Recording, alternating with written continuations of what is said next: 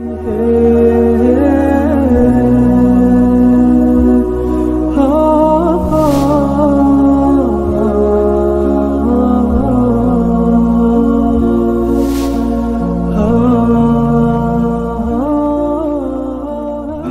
তাকে আমরা বোঝাবো যে আর ভবিষ্যতে যাতে উনি এই ধরনের কোনো ঋণের সাথে যুক্ত না হন। এটা একটা বড় সমস্যা আমাদের, এবং আমাদের অনেক ভাইয়েরা যেটা বিত্তশালী আমরা দেখতে পাই, তারা বিশেষ করে ব্যবসায়িক যারা, তাদের মধ্যে এই জিনিসটা আমরা দেখেছি যে টাকা কোথাও আটকে রাখতে চান না ওনারা। মানে আমি সহজ ভাষায় বলি, মানে বাড়ি করবে তো এত টাকা আমি আমার ওনার যেটা মূল টাকা সেটা দিয়ে বাড়ি করে ফেলবে না, তখন ওই যে ঋণ নেয় আস্তে আস্তে পরিশোধ করবে। গাড়ি কিনতে যায় একই অবস্থা। এমনকি হজে গেলেও আমাদের মধ্যে অনেকে আছেন মানে ঋণ নিয়ে যায়, দুঃখজনক, মানে সুদভিত্তিক ঋণ নিচ্ছেন তারা। এটা খুবই দুঃখজনক। আল্লাহ আমাদেরকে হিদায়াত দান করুন। উমরা এবং মদিনা জিয়ারাতে এমন কিছু আমল বা বরকতময় কাজের ব্যাপারে নসিহত করুন যা সাধারণ হাজিগণ মিস করেন, জানেন না বা ভুল করেন। এখানে আসলে প্রথম বিষয় হলো সঙ্গী সাথীর বিষয়টা গুরুত্বপূর্ণ। মানে আপনি হয়তো বরকত চাচ্ছেন বা ভালো সুযোগ চাচ্ছেন, কিন্তু আপনি যাচ্ছেন কার সাথে, এটা গুরুত্বপূর্ণ বিষয়। কারণ আপনি এমন কারোর সাথে গেলেন, প্রথমত হচ্ছে যে আপনার কাফেলা তারা আসলে সঠিক নির্দেশনা দিচ্ছে কিনা। কারণ বিশেষ করে যারা নতুন যান, আপনাদের তো আলহামদুলিল্লাহ অনেকের যথেষ্ট তাওহীদের জ্ঞান আছে, ইবাদতের ক্ষেত্রে যথেষ্ট জ্ঞান আছে, একাধিকবার গেছেন, কিন্তু নতুন একজন ধরেন আপনাদের মধ্যে থেকে যাচ্ছেন হজ উমরা এবং খুব বেশি জানেন না ইবাদত সম্পর্কে বা ওখানকার জায়গা সম্পর্কে। সেক্ষেত্রে একটা জিনিস, ওটা তাওহীদের দেশ, বা তাওহীদ নষ্ট করারও ওখানে বেশ কিছু উপকরণ আছে, এটাও কিন্তু মনে রাখতে হবে। মানে আমি সহজ ভাষায় যদি বলি, ধরুন আপনাকে নিয়ে যাওয়ার পর বললো যে অমুক কবরস্থান, বা ধরেন মদিনায় নিয়ে গেল, মদিনায় বললো যে প্রথমেই মদিনায় যাওয়ার পর প্রথমেই তোমার কাজ হবে রাসূল সাল্লাল্লাহু আলাইহি ওয়াসাল্লামের কবর জিয়ারত করা। রাসূল সাল্লাল্লাহু আলাইহি ওয়াসাল্লামের কবর তো বলবে না, বলবে রওজা জিয়ারত করা, প্রথম কাজ ওটা আগে আপনাকে করাই লাগবে। এটা হয়তো বলতে পারে আপনাকে, বা আপনাকে বলতে পারে যে মদিনা থেকে বিদায় নেওয়ার সময় অবশ্যই রাসূলের কবর জিয়ারত করে তোমাকে বিদায় নিতে হবে। বা এমন কিছু জায়গা বলতে পারে যে এই জায়গায় এসে দোয়া করলে দোয়া কবুল হয়। আমার আপনার জ্ঞান যদি ওই বিষয়ে কম থাকে, তখন সে ফাঁদে পড়ার সম্ভাবনা থাকবে, অলরেডি পড়তেছে অনেক মানুষ। তা আমি এই জন্য বলবো যে প্রথমত আমি কাজের সাথে যাচ্ছি, এটা অত্যন্ত গুরুত্বপূর্ণ বিষয়। কারণ হতে পারে যে আপনার উদ্দেশ্য ভালো, আপনি চান যে আপনি তাওহীদের উপর স্থির থাকতে, আপনার ঈমান যাতে ভঙ্গ না হয়। আপনি যেমনটা বলেছেন যে উনি উপর নেকি চান, বরকত চান, কিন্তু ওরা তো আপনার বরকত তো দূরের কথা, বরকত যেটা আছে বা নেকি যেটা আছে সেটা হয়তো ধ্বংস করার ব্যবস্থা করতে পারে, এমনও আছে, এমন কাফেলা। এবং এখানে কিন্তু আমি একটু বিস্তারিত বলে, হয়তো কথা লম্বা হয়ে যাচ্ছে এই প্রশ্নে, তবুও বলি যে এখানে কিন্তু অনেক সুবর্ণ সুযোগ। যারা হজে যান বা 15 দিন, উমরা 15 দিনের ধরুন প্যাকেজ ধরে নিই, এখানে কিন্তু এই সময়টা কিন্তু আপনি সম্পূর্ণ কিন্তু কাজ থেকে কিন্তু অবসরে চলে গেছেন। খেয়াল করুন, ওখানে তো আপনি কোনো কাজ নিয়ে যাচ্ছেন না, তাই না? বাংলাদেশে থাকলে কিন্তু আপনি একদিনের সময় পান না কিছু করার, ওখানে 15 দিন যাচ্ছেন, এটা কিন্তু একটা সুবর্ণ সুযোগ। এখন যদি ভালো কাফেলা হয়, আপনাকে সঠিক নির্দেশনা দিবে, উমরাটা আপনাকে করাবে সুন্দরভাবে। আপনাকে যে ইয়াগুলো আছে, যেমন বেদাতও কিন্তু সেখানে করা আছে। যেমন ধরুন আপনাকে নিয়ে গেল হেরা গুহায়, আপনি উঠলেন, ভালো কথা, এটা স্বাভাবিক, মন চাইতে পারে, প্রথম গেছেন, জাবালে নূরে উঠবেন, উঠার পর ওখানে যেয়ে দেখবেন যে কিছু মানুষ সালাত আদায় করতেছে। আপনি তখন বললো, ও তাহলে এখানে তো যেহেতু রাসূলের উপর ওহী নাজিল হয়েছে, এই স্থানে সালাত আদায় করা কি বরকতময় কাজ, আপনি করে ফেললেন। তো এটা কিন্তু না জানার কারণে হয়ে যাচ্ছে। তো এভাবে বেদাত হচ্ছে না, এরকম বহু স্থান আছে কিন্তু ওখানে, যে আপনি মনে করবেন যে এটা বরকতময় স্থান। এই জন্য আমি গুরুত্বটা বলতেছি যে আপনি কাদের সাথে যাচ্ছেন, এটা অত্যন্ত গুরুত্বপূর্ণ বিষয়। কারণ হয়তো মিসগাইড করতে পারে আপনাকে তারা। এই জন্য আপনি ভালো একজন আলেম, কোরআন এবং সুন্নাহর প্রতি, কোরআন এবং সুন্নাহ তার জ্ঞান আছে, তার অধীনে যাওয়ার চেষ্টা করবেন, এটা প্রথম বিষয়। দ্বিতীয় বিষয় হলো যে মক্কা এবং মদিনার যে ঐতিহাসিক স্থানগুলো আছে, সেই স্থানগুলো সম্পর্কে একটু জ্ঞান আগে থেকে নিয়ে যাবেন, এবং সেখানে দেখাটা। কারণ হচ্ছে কি, বরকত তো অবশ্যই, যেগুলো যেমন মদিনার ক্ষেত্রে যদি আমি বলি, আপনি মদিনার কথা বলছেন, মদিনার ক্ষেত্রে মসজিদে নববী হচ্ছে মসজিদে নববীতে সালাত আদায়ের মাধ্যমে আল্লাহর কাছে বরকত কামনা করবেন আপনি। সেখানে সালাত আদায় করলে কি অন্য মসজিদের তুলনায় 1000 গুণ সব বেশি। তাহলে আমি আপনি চেষ্টা করব সেখানে ফরজের পাশাপাশি নফলগুলো আদায় করার জন্য, যাতে আমি এই সবটা পাই। দ্বিতীয়, রাসূলের কবর জিয়ারত করবেন, কিন্তু বারবার না। কবর জিয়ারত তো মাশরু, সেক্ষেত্রে রাসূলের কবর জিয়ারত করতে গেলে আরও আপনার আখিরাতের ভয় আসবে, এটা স্বাভাবিক, শুধু যাবেন। বাকিউল গরকাত, যেটা জান্নাতুল বাকি বলে, বাকিউল গরকাত কবরস্থান, সেখানে আপনি জিয়ারত করবেন, এটা সুন্নাত, সেখানে আমি সওয়াব লাভ করব। উহুদের ময়দানে আপনি যাবেন, উহুদের যে 70 জন সাহাবী শহীদ হয়েছিলেন তাদের কবরস্থান, সেটা জিয়ারত করা, এটাও সুন্নাত। মসজিদে কুবা আপনি যাবেন, সেখানে আল্লাহ রাসূল সাল্লাল্লাহু আলাইহি ওয়াসাল্লাম বলেছেন, মান তাতাহারা ফি বাইতিহি সুম্মা আতা মাসজিদে কুবা ওয়া সাল্লা ফি রাকাতাইন কানা লাহু কাআজরি উমরা। যে ব্যক্তি বাড়িতে পবিত্রতা অর্জন করে মসজিদে কুবায় যে সালাত আদায় করলো 2 রাকাত, তার জন্য একটা উমরার সমান সওয়াব রয়েছে। তাহলে এটা আপনি প্রতিদিন করতে পারেন, সমস্যা নেই। যে কয়েকদিন থাকবেন মদিনায়, অথবা একদিন গেলেন, অথবা 2 দিন, আপনার সাধ্য অনুযায়ী করলেন, এটাও কিন্তু একটা সওয়াব লাভের মাধ্যম। এগুলো করবেন। আর ঐতিহাসিক যে স্থানগুলো আছে, উহুদের যুদ্ধ যেখানে হয়েছে, ওগুলো জানার চেষ্টা করবেন যারা সেখানে, কারণ ওখানে অনেক দায়িত্বশীল থাকেন, কিন্তু আমাদের বাংলাদেশি মদিনা ইউনিভার্সিটিতে যারা পড়েন তারা ওখানে দাঁড়িয়ে থাকে, তারা আপনাকে কিন্তু অনেক নির্দেশনা দিতে পারে। কাফেররা কোন দিক থেকে এসেছিল, আল্লাহ রাসূল সাল্লাল্লাহু আলাইহি ওয়াসাল্লাম কোন দিকে ছিলেন, যুদ্ধটা শুরু হলো কিভাবে বিপর্যয় ঘটলো, এই যে 50 জন তীরন্দাজ নেমে চলে আসলেন, কোন জায়গা থেকে সেটা ছিল। এই জিনিসগুলো হলে কি হবে, এগুলো শুধু জানা হবে না বিশুদ্ধটা, বরং আমার আপনার ইমানের ক্ষেত্রেও কিন্তু এগুলো প্রভাব আছে। আপনি সরাসরি এতদিন কিন্তু বইয়ে পড়েছেন, আর ওখানে যে সরাসরি দেখতেছেন জিনিসগুলো, অবশ্যই আমার মধ্যে ইমানের ক্ষেত্রেও কিন্তু আমার ইমান বাড়বে। সাহাবা ইকরাম কষ্ট করেছেন কোন জায়গাগুলোতে, বিভিন্ন অনেক ঐতিহাসিক স্থান আছে, কিছু আছে আপনাকে আন্দাজে কিন্তু বলবে, এটাও কিন্তু একটা সমস্যা। কাফেলার যদি সমস্যা থাকে, খামাখা বলবে যে এই স্থানে এটা হয়েছিল, অমুক জায়গায় এটা হয়েছিল। আমি একবার যাচ্ছি মসজিদে কুবায়, তো আমি ওখানে বলছিলাম, আপনাদের এই অঞ্চলের হাদিস সাহেবরা ছিলেন, তো আমি মসজিদে কুবার পথে যাচ্ছি, তো বিবরণ দিচ্ছি মসজিদে কুবা সম্পর্কে। তো মুআল্লিম সাহেব উনি আমার কাছ থেকে মাইক্রোফোন নিয়ে বলতেছেন যে আপনার আশপাশে যত বাগানগুলো এগুলো দেখছেন, এগুলো সব সালমান আল ফারেসির খেজুরের বাগান। অথচ সালমান আল ফারেসির খেজুরের বাগান যেটা বলা হয়, সেটা মসজিদে কুবার নিকটে, দূরে যেটা বলা হয় সাধারণত, এবং সেখানে ঢুকতেও পারা যায় না। তো উনি যে তথ্যটা দিলেন, এই যেভাবে যে যত বাগান দেখতে পাচ্ছেন আশপাশে সব সালমান আল ফারেসির, এটা তো একটা অসত্য, ভুল তথ্য। এরকম অসংখ্য ভুল তথ্য কিন্তু আপনাকে দিতে পারে, যেটা ইতিহাসের সঠিক বিষয় না। এটা কিন্তু ইসলামের ইতিহাস জানার কিন্তু অন্যতম একটা মাধ্যম। কারণ আল্লাহ রাসূল ইসলামের জীবনের থেকে বড় ইতিহাস আছে নাকি? আল্লাহ রাসূল মক্কায় দেখেছেন, মদিনায় দেখেছেন, তাহলে ইসলামের মূল ইতিহাসটা আমি ওখানে জানতে পারবো, সরাসরি স্বচক্ষে দেখতে পাবো। এখানে যাই হোক, কথা অনেক লম্বা হয়ে যাচ্ছে। মূল বিষয়টা হলো যে আপনি সেখানে ইবাদতে আগ্রহী থাকবেন। বাজারের লিস্ট নিয়ে যাবেন না বাড়ি থেকে, অনুগ্রহ করে বলবো। অনেকে আছেন বাজারের লিস্ট নিয়ে যান সেখানে, ওখানে বাংলাদেশে ওখানে যা পাবেন সব আমার দেশে পাবেন, জমজমের পানি ছাড়া। জমজমের পানিটাই শুধু বাংলাদেশে পাবেন না, বাকি সব এখানে পাবেন। ওই জন্য বাজার করতে বাধা নেই। তাহাদু তাহাব্বু, তোমরা হাদিয়া দাও, হাদিয়া দিলে তোমাদের ভালোবাসা বৃদ্ধি পাবে। ওখান থেকে নিয়ে আসেন হাদিয়া। কিন্তু যদি আপনার এমন হয় যে 14 দিন 13 দিন 15 দিন থাকতেছেন, প্রতিদিনই আপনার একটা রুটিন থাকছে বাজার করার, তাহলে এখান থেকে আমি অনেক কল্যাণ থেকে নিজেকে বঞ্চিত করছি। ওই জন্য ইবাদতের মাধ্যমে কাটানোর চেষ্টা করবেন। কারণ জায়গাগুলো মক্কা বলি, মসজিদে হারাম বলি, মসজিদে নববী বলি, প্রত্যেকটা স্থান ওলামা ইকরাম বলছেন যে সেখানে সালাতের যেমন মর্যাদা বেশি, অন্যান্য ইবাদতেরও মর্যাদা বেশি, কোরআন তেলাওয়াত করা। এবং ওখানে আরেকটা বিষয় আপনাদেরকে বলি, মসজিদে হারামও তো অবশ্যই, মসজিদে নববীতে কিন্তু জিয়ারতে যারা যায় তাদের জন্য কোরআন শিক্ষার ব্যবস্থা আছে, বিশুদ্ধ কোরআন শিক্ষার, ফ্রি, টাকা দিয়ে না। তো আপনি 7 দিন যদি মদিনায় থাকেন, 7 দিন যদি কোর্সটা করেন মাগরিব থেকে এসা পর্যন্ত শিক্ষকের কাছে, আচ্ছা অনেক তেলাওয়াতটা বিশুদ্ধ হয়ে যাবে না আমাদের? এটা কিন্তু একটা সুযোগ, এটাও কিন্তু একটা সুযোগ। ওখানে বাংলায় দার্স হয় মসজিদে নববীতে, মক্কাতেও সম্ভবত শুরু হয়েছে এখন। এই যে সুযোগগুলো, ইলম অর্জনের সুযোগগুলো, ইবাদতের সুযোগগুলো, এগুলো বেশি লাভ করার চেষ্টা করবেন। এটা আমার অনুরোধ থাকলো। এটার এদিকে আমার সময়টা যাতে বেশি ঘুমের মধ্যে বা বেশি ঘোরাফেরার মধ্যে, অতিরিক্ত চা খাওয়া, গল্প গুজব করা, সমালোচনা করা, এগুলোর মধ্যে যাতে না হয়, এটা খেয়াল রাখবেন। যাই হোক, আরও কিছু বলার আছে, বইগুলো পড়বেন বিশেষ করে, ইনশাল্লাহ আরও কিছু জানতে পারবেন। জি, অতীতে আমি কোনো সময় অনেক ফরজ নামাজ পড়ি না। এখন কি উমরি কাজা নামাজ পড়তে হবে? কোরআন শরীফের ডকুমেন্ট সহ জানতে চাই। না, পড়তে হবে না। মানে বিষয়টা হলো যে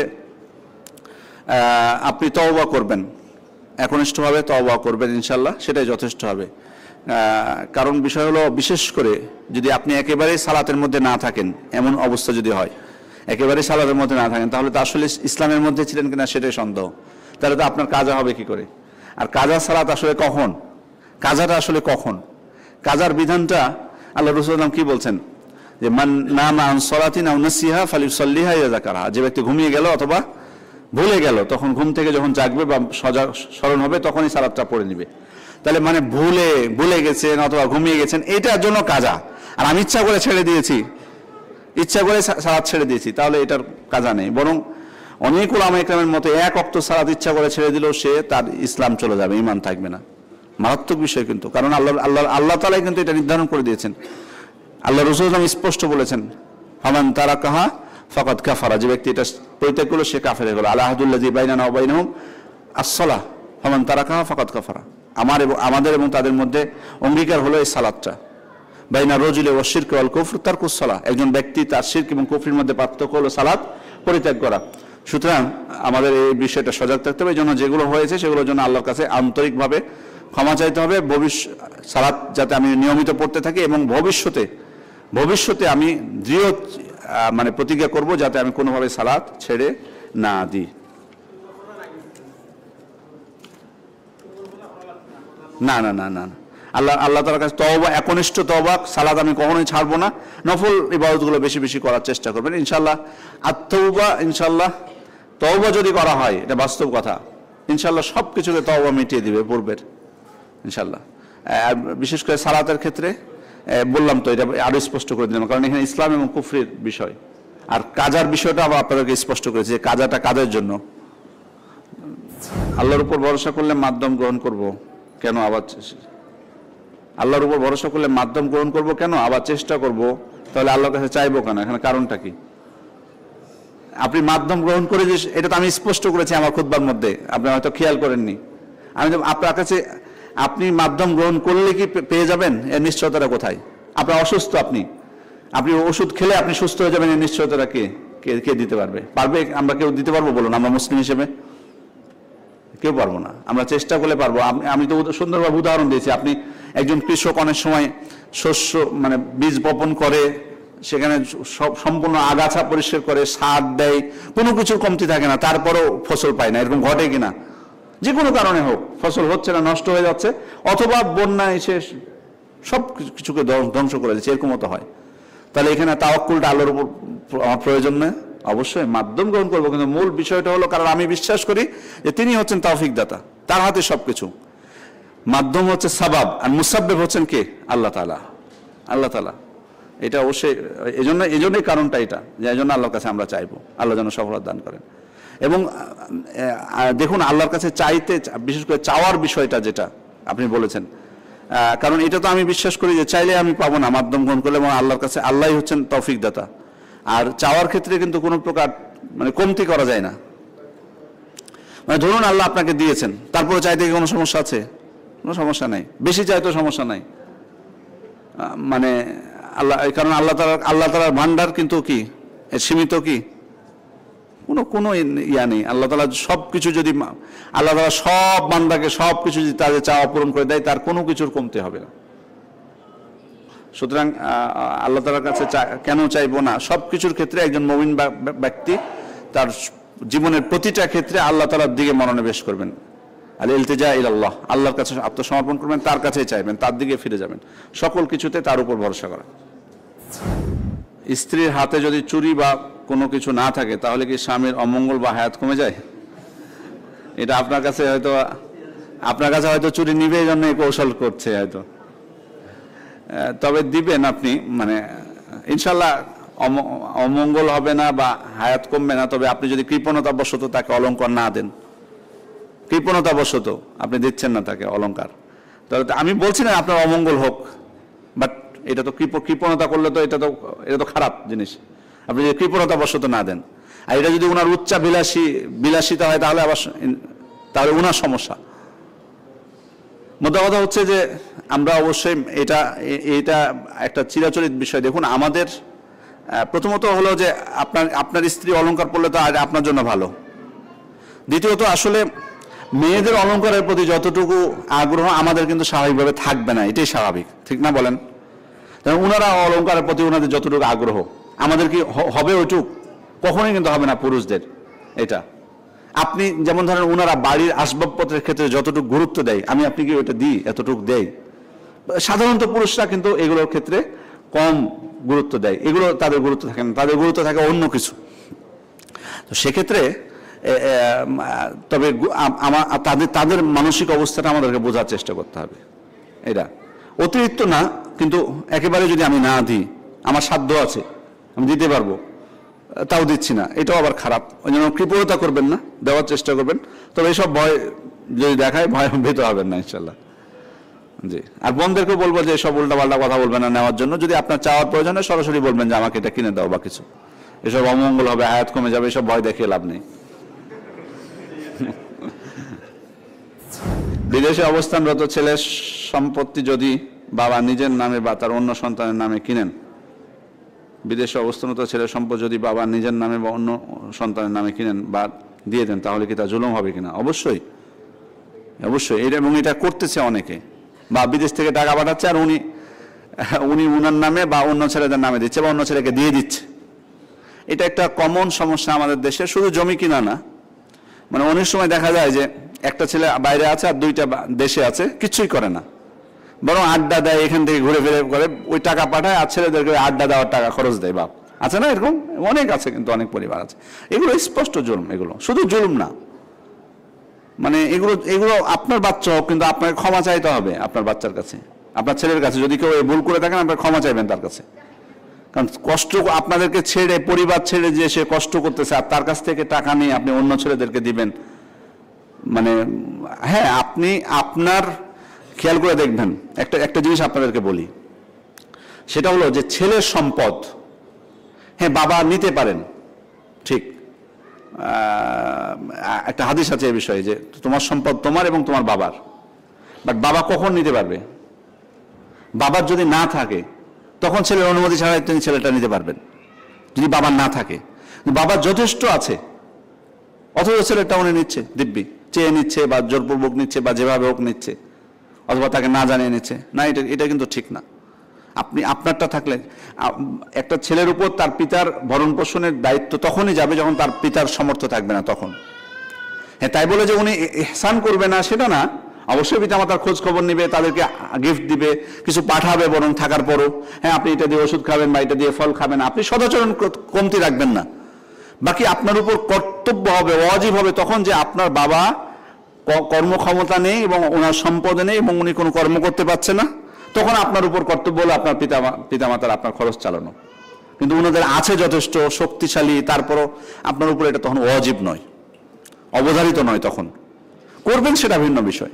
সুতরাং পিতাদেরকে খেয়াল করা লাগবে। একটা বাচ্চাকে আপনি পাঠিয়েছেন, উনি আপনাদেরকে ছেড়ে বিদেশে থাকতেছেন, আর এই সময় যদি আপনি মানে তার এই কষ্টটাকে যদি মূল্যায়ন না করেন, তাহলে তো এটা সমস্যা একটা।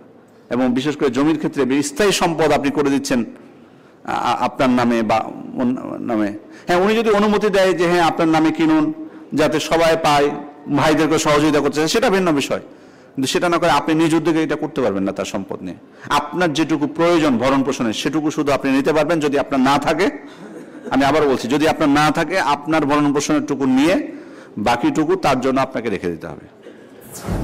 বর্তমান কমোটোলা টয়লেটগুলোতে অনেক সময় ময়লা পানির ছিটে ফোঁটা লেগে যায়, সেক্ষেত্রে কি গোসল ফরজ হবে? না, পুরো গোসল না। আপনি যদি আশঙ্কা করেন যে অমুক জায়গায় লেগেছে ওটুক ধুয়ে ফেলবেন, পুরো গোসল ওয়াজিব হবে না কখনো। ধরো আপনার হাতে নাপাকি লেগে গেল, আপনাকে পুরো গোসল ওয়াজিব হবে না? ওই জায়গায় ওই নাপাকিটুকু দূর করা আপনার উপর কর্তব্য। আমাদের এই সংক্রান্ত কোর্স এখন চলতেছে, পবিত্রতার বিধিবিধান, ইনশাআল্লাহ আপনারা অংশগ্রহণ করতে পারেন, মাগরিব পরে হবে ইনশাআল্লাহ। কোরআনে বর্ণিত আল্লাহ সুন্নাহ ও প্রচলিত রাসূলের সুন্নাহর মধ্যে পার্থক্য কি? কোরআন ও হিকমা ছাড়া আর কোনো বিধান অনুসরণ করার অনুমতি আল্লাহ তাআলা দিয়েছেন কি? কোরআন ও হিকমা বলতে কোরআন এবং সুন্নাহ, হিকমা বলতে উলামায়ে কেরাম সুন্নাহই বুঝিয়েছেন। পার্থক্য আমি জানি না কোন দিক থেকে আপনি বলতেছেন। পার্থক্য বলতে দুইটাই ওহী আল্লাহ তাআলার পক্ষ থেকে। পবিত্র কোরআনে যেগুলো পাচ্ছি, রাসূল সাল্লাল্লাহু আলাইহি ওয়াসাল্লাম যেটা দিয়েছেন, দুইটাই ওহী। কারণ আল্লাহ রাসূল সাল্লাল্লাহু আলাইহি ওয়াসাল্লাম ওহী ছাড়া কথা বলতেন না। আমা ইয়ানতাকু আনিল হাওয়া ইন হুয়া ইল্লা ওয়াহয়ুন ইউহা। আল্লাহ তাআলা আল্লাহ রাসূল সাল্লাল্লাহু আলাইহি ওয়াসাল্লাম ওহীর ভিত্তিতে বলেছেন, সুতরাং সেটাও ওহী। আর দুইটার ক্ষেত্রেই মানে বাধ্যবাধকতা, মানদুব, সুন্নাত এগুলোর বিষয় রয়েছে। এগুলো ওলামা ইকরাম তারা ইজতিহাদ করে বলে থাকেন। এখানে অবশ্যই কোরআন এবং সুন্নাহ এটাই হচ্ছে আমাদের মূল উৎস। তবে আমি কোরআন সুন্নাহটা বুঝবো কি করে? সবাইকে বুঝতে পারবে? সেক্ষেত্রে সেজন্যই তখন কিন্তু আমাকে সাহাবা ইকরাম কিভাবে বুঝেছিলেন সে বুঝের দিকে আমাকে ফিরে যেতে হবে। এই জন্য তো কি বলা হয়েছে, আতিউল্লাহ ওয়া আতিউর রাসূলা ওয়া উলিল আমরি মিনকুম।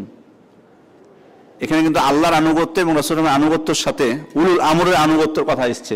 এখানে এটাই কিন্তু রহস্য। উলুল আমর বলতে এখানে শাসক বোঝানো হয়েছে, যারা ইসলামের বিধান অনুযায়ী ফায়সালা করেন, এবং আল ওলামা আল ফুকাহা, ওলামা ইকরাম, তারা শরীয়তের বিধানকে স্পষ্ট করবেন আর শাসকরা ওই বিধান অনুযায়ী ফায়সালা করবেন। ঠিক আছে? কিন্তু এমন না যে আলেমরা আমাদের বক্তব্যটা হলো তৃতীয় উৎস, অর্থাৎ সুন্নাহ বাদ দিয়ে আপনি আলেমদের বক্তব্য মানলেও চলবে, বিষয়টা কিন্তু এমন না। বরং আমি সুন্নাহটাকে বুঝবো সাহাবা ইকরাম কিভাবে বুঝেছিলেন সেভাবে। এই জন্য তো আল্লাহ রাসূল এই ইঙ্গিত আমাদেরকে দিয়ে গেছেন, মা আনা আলাইহি ওয়া আসহাবি, আমি এবং আমার সাহাবীগণ যে পথের উপর আছি। এই জন্য অবশ্যই সাহাবা ইকরাম তারা আল্লাহ রাসূলের সাথে ছিলেন, ওহী নাজিল তারা সরাসরি প্রত্যক্ষ করেছেন, তারা আল্লাহ রাসূলের সাথে আমল করেছেন। তাদের ব্যাখ্যা এবং বুঝের দিকে আমাদেরকে যেতে হবে, সেটা আমরা অবশ্যই গ্রহণ করব। কিন্তু সাংঘর্ষিক হলে তখন আমাকে সুন্নাহটাকেই প্রাধান্য দিতে হবে, কোরআন এবং সুন্নাহকে তখন প্রাধান্য দিতে হবে। যদি মনে হয় যে সাংঘর্ষিক বা বিপরীত স্পষ্ট কোনো আমল মানে দলিল আমি পাচ্ছি না কোনো সাহাবা ইকরামের আমলের বিষয়ে, তখন কিন্তু এরকম খুবই সংখ্যা কম। এই জন্য মূল বিষয়টা হচ্ছে যে আমাকে কোরআন এবং সুন্নাহ আমি আমার বুঝ অনুযায়ী নয়, এটা কারণ আপনি যদি বলেন যে আমি কোরআন সুন্নাহ ছাড়া মানব না, তা আপনার নিজের বুঝ অনুযায়ী না, বরং সাহাবা ইকরাম কিভাবে বুঝেছেন, সালাফরা কিভাবে বুঝেছেন সে বুঝের দিকে যেতে হবে। কিন্তু কোনো গোলামি নয়, গোলামি ছাড়াই, এটা যেন মনে থাকে। মানে কাউকে বিশেষ ব্যক্তিকে মনে করব না যে উনি যেটা বুঝেছেন এটাই রাইট বা এই মাযহাবটা এটাই রাইট, না। এটা কারণ আল্লাহ রাসূল ছাড়া কেউ ভুলের ঊর্ধ্বে নন, তিনি একমাত্র মাসুম ছিলেন।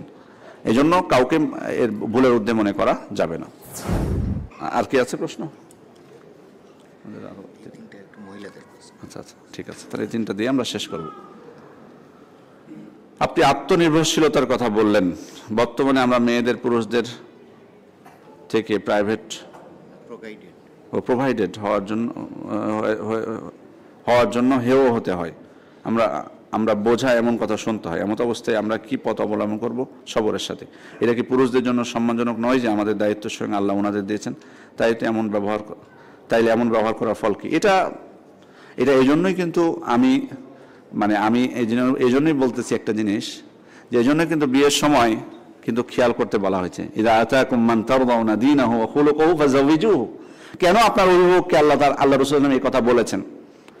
আপনার বিয়ের আগে কেন অভিভাবককে উল্লেখ করে আল্লাহ রাসূল বলেছেন যে তোমাদের কাছে যখন কোনো এমন ব্যক্তি তোমাদের মেয়েদের বিয়ের প্রস্তাব নিয়ে আসে যার দিন এবং চরিত্রের ব্যাপারে তোমরা সন্তুষ্ট, তাদের সাথে তোমরা বিয়ে দাও।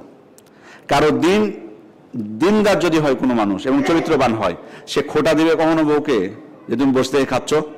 উনি কিন্তু এটাই বোঝাতে চেয়েছে না, এটাই বোঝাতে চেয়েছে। মানে অনেক সময় কথা শুনতে হয়, মানে স্ত্রী হয়তো কোনো চাকরি করে না, স্বামী হয়তো শুধু উপার্জন করতেছে বা কিছু, এটা কিন্তু বোঝাতে চেয়েছে।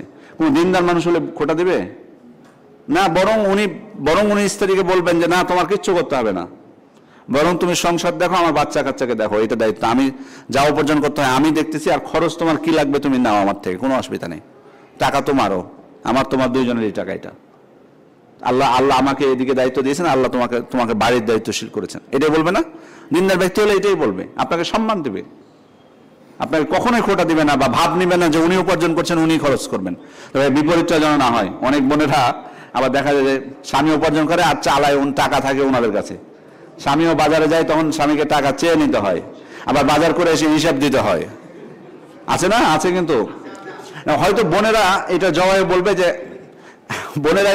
বলবে যে আমরা যদি নিয়ন্ত্রণ না করি তাহলে এরা খরচ মানে উল্টাপাল্টা করে খরচ শেষ করে দিবে, এই জন্য ওনারা করে। কিন্তু আমি মনে করি যে এটা বাড়াবাড়ি আপনাদের ভালো, মানে হিসাব যদি রাখেন বা পরস্পরের সম্মতি থাকে, এটা ভালো বিষয় না। এটা বাস্তব কথা যে আমাদের পুরুষদের মধ্যে মানে কিছুটা মানে বিলাসিতা, অতিরিক্ত খরচ বা এই জিনিসটা অনেকের মধ্যে থাকে। এই জিনিসটা একটা জিনিস মনে রাখবেন, মানে এই যে একটা কথা আছে না যে সংসার সুখের হয় রমণীর গুণে, এটা কিন্তু একবারে অবাস্তব না কথাটা। আমি এটা কোরআন হাদিস না, বাট ওটা কিন্তু অবাস্তব না এটা কথাটা। কারণ হচ্ছে কি, যে আপনি খেয়াল করুন, আমি অনেক পরিবার দেখেছি যে স্বামীর উপার্জন কিন্তু কম না, যথেষ্ট উপার্জন করেন উনি, 1 লক্ষ 1.5 লক্ষ 2 লক্ষ, মানে স্বাভাবিকের থেকে বেশি করে উপার্জন, কিন্তু উনি ঋণী। আর তার মূল কারণ ওনার স্ত্রী। আছে, এরকম আছে, মানে খরচ, মানে উনি স্বামীর উপার্জন কতটুকু উনি খেয়াল করেন না, সেটা খরচ করেন, স্বামীকে ঋণগ্রস্ত করে ফেলেন, এরকম আছে। তো বিপরীতটা প্রয়োজন না, তাহলে বিপরীতটা দরকার, যিনি স্বামীর উপার্জনটার দিকে খেয়াল রাখবেন, সে অনুযায়ী উনি খরচ করতে বলবেন। অবশ্যই আপনি স্ত্রীকে হেও করবেন না কখনো, যে তুমি কেন খোঁজ নিচ্ছ না, খোঁজ নিতেই পারে, স্বাভাবিক, উনি বাড়ির দায়িত্বশীল, অবশ্যই উভয়ের সমন্বয়ে। কিন্তু এমন না যে আমি, বরং আপনিও এটা করবেন না যে টাকা আপনার কাছ থেকে তাকে অনুমতি নিয়ে একেবারে স্ত্রীকেও আপনি বলবেন আমাকে হিসাব দিবা, তুমি আমার কাছ থেকে 100 টাকা নিলা, এটা বিপরীতটাও করবেন না। বরং উভয়ের মধ্যে এটা থাকতে হবে, আপনাদের স্বাধীনতাটা উভয়ের মধ্যে যাতে থাকে, উনিও যাতে অনুভব করে যে না, এই টাকাটা আমাদের সবারই, মানে একবারে আপনি উপার্জন করছেন বলে আপনি সম্পূর্ণ টাকার মালিক, এরকম না, ওনার মধ্যে যাতে থাকে, তাহলে কি ওনারা কষ্ট পাবে না, বুঝতে পেরেছেন? ওই জন্য অবশ্যই তাকে কিছু টাকা দিয়ে রাখবেন। হ্যাঁ, আপনি বাড়ি থেকে বের হলেন, যে টাকাটা তোমার কাছে রাখো, এই টাকাটা তুমি খরচ করবা, এটা প্রয়োজন, বাচ্চা এটা চাইতে পারে বা তোমার প্রয়োজন হতে পারে, ঠিক আছে? তো এটা উভয়ের সমন্বয় করে চলতে হবে। মানে বিষয়টা এমন না যে আপনি উপার্জন করেন সেজন্য আপনি মালিক, তার কোনো বিষয় না। দুই দিকে যেন কোনো প্রকার বাড়াবাড়ি না হয়, বন্ধের দিকেও যাতে বাড়াবাড়ি না হয়, যে উনি সবকিছু একবারে করবে। কারণ এটাতে অবশ্যই পুরুষদের, তারা যেমন উপার্জন করছে, তাদের তো অবশ্যই মন চাইবে যে আমি খরচ করি এটা বা এটা করি, সবকিছু একবারে টাইটুই করে হিসাব দেওয়া তো সম্ভব না কাউকে দেওয়ার ক্ষেত্রে। হ্যাঁ, মানে ধরেন আপনি আপনার ভাতিজা বা আপনার ছোট ভাই বা ছোট বোনকে কিছু দিতে যাচ্ছেন, সেখানে আপনার স্ত্রীকে দরখাস্ত দিতে হবে, উনি অনুমোদন করলে তারপর আপনি দিতে পারবেন। এগুলো তো বাড়াবাড়ি, এগুলো কিন্তু ফাসাদ নিয়ে আসে। অতিরিক্ত কেউ কোনোটাই করবেন না, মোদ্দা কথা, বন্ধের পক্ষ থেকে যাতে না হয়। আচ্ছা, আরো 2টা আছে, আমরা সময় শেষ হয়ে গেছে। আপনি বললেন যারা তাওয়াক্কুল করে, ওনারই প্রশ্ন, লেখা একই। আপনি বললেন যারা তাওয়াক্কুল করে তাদের জন্য বিনা হিসাবে জান্নাত, কিন্তু অবস্থার প্রতিকূলতার জন্য, জুলুমের কারণে অনেক সময় আল্লাহর কাছে নালিশ করে বসি, বেসবর হওয়ার ইচ্ছা প্রকাশ করে বসি আল্লাহর কাছে, এটা কি তাওয়াক্কুলের পরিপন্থী? ওনার নারাজির কারণ হবে? আমার তো আল্লাহ ছাড়া দম ফেলারও জায়গা নেই, নালিশের জায়গা, কোনো স্বস্তির জায়গা নেই। না, আল্লাহর কাছে নালিশ তো করতে পারেন। ইন্নামা আশকু বাসসি ওয়া হুজনি ইলাল্লাহ, কে বলেছেন? ইয়াকুব আলাইহিস সালাম বলেছিলেন না, তার সন্তানরা যখন বলে আমি আমার কষ্ট, আমার চিন্তা, আমি আল্লাহর কাছে পেশ করছি। সুতরাং মানুষ, এটা তো ভালো জিনিস, মানে আপনার ওনার কাছে যেটা প্রকাশ পেয়েছে যে আপনি, মানুষ আপনার উপর জুলুম করছে বা আপনার পরিবারে কেউ আপনার উপর জুলুম করছে, আপনি সেটা আল্লাহকে জানাচ্ছেন, নালিশ করছেন, এটা তো ভালো, এটা তো ভালো বিষয় যে আপনি এটা তো ধৈর্যের পরিচয়। নালিশ বলতে কি খারাপ ভাষায় আপনি বলবেন নাকি যে আল্লাহ তুমি আমার কেন সৃষ্টি করলা, কেন পাঠালা, এটা খারাপ। বাকি যদি আপনি সুন্দরভাবে আল্লাহ তাআলাকে বলেন, আল্লাহ আমার প্রতি জুলুম হচ্ছে, হচ্ছে, আল্লাহ আপনি সবকিছু দেখতেছেন, আপনি ব্যবস্থা নেন বা আপনি আমাকে উদ্ধার করুন, এই নালিশ আপনি আল্লাহর কাছে জানাতেই পারেন। এটা তো আল্লাহ বরং প্রশংসনীয় বিষয়। কিন্তু অবশ্যই শিষ্টাচার বজায় রাখতে হবে। আল্লাহকে সম্বোধনের ক্ষেত্রে আমাকে শিষ্টাচার অবশ্যই বজায় রাখতে হবে, এটা খেয়াল করতে হবে।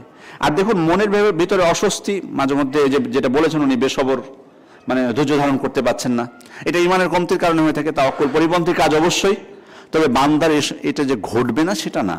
আপনি যখনই বুঝতে পারবেন যে আপনি খারাপ কিছু করে ফেলতেছেন বা আপনি ধরতে পারেননি, আপনি হয়তো সীমা অতিক্রম করে ফেলেছেন বা এমন কিছু হচ্ছে, সাথে সাথে তওবা করবেন আল্লাহ তাআলার কাছে।